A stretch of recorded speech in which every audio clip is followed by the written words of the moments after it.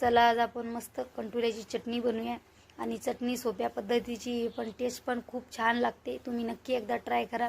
रात्री ना कंटुले आणले होते, मग थोडी कंटुल्याची भाजी बनवली आणि थोडे उरले होते, मग त्याची म्हटलं चटणी बनवा। आता कसं आहे, गावी गेल्याशिवाय तर भेटत नाही असं काही खायला। मस्त आहे आणि चांगले पण बनतात। आम्हाला तर खूप आवडते सगळ्यांना।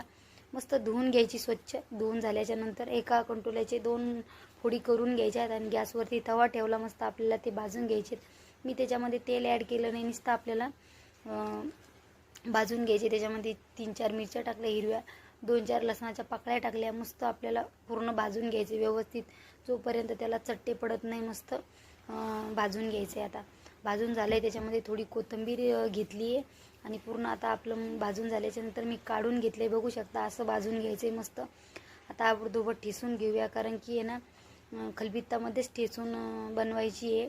मिक्सरमध्ये बारीक करायचं नाही, खलबत्त्यामध्ये ठेसलं ना टेस्ट खूप भारी येते। खूप म्हणजे मी सांगू पण शकत नाही आहे, एवढी भारी येते। त्याच्यामध्ये थोडं चवीप्रमाणे मीठ टाकलं आणि मस्त बारीक ठेसून घ्यायचं आहे आबडधोबड। जास्त बारीक पण करायचं नाही, मीडियमच करायचे।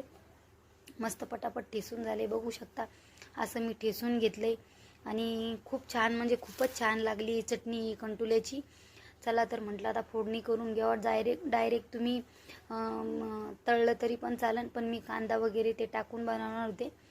तव्यावर तेल टाकलं, त्याच तव्यामध्ये तेल मस्त गरम झाल्याच्या नंतर एक बारीक कांदा चिरला त्याच्यामध्ये ॲड करायचा आहे।